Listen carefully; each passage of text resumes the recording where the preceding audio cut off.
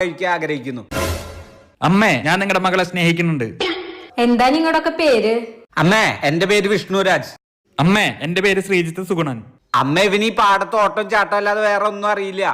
എന്റെ മോളെ വിവാഹം കഴിക്കണമെങ്കിൽ അവർക്ക് സർക്കാർ ജോലി വേണം.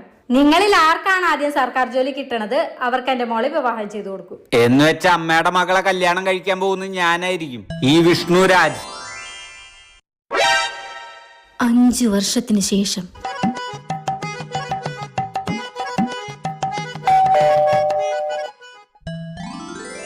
ലച്ചു, നിന്റെ വിഷ്ണുരാജ് വന്നു.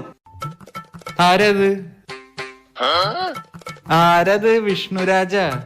ഡി, കുട്ടീനെ പിടിച്ചേ. ഇവൾക്ക് വലുതും കൊടുക്ക്. പോ. എങ്ങനെയാടാ നിനക്ക് ജോലി കിട്ടിയേ? നീ റാങ്ക് ലിസ്റ്റിൽ എന്നെക്കാളും ഒരുപാട് പുറകിലായിരുന്നല്ലോ. അതിന് നീ ജനറൽ അല്ലേ? എനിക്ക് സ്പോർട്സ് കോട്ടയിൽ കിട്ടി.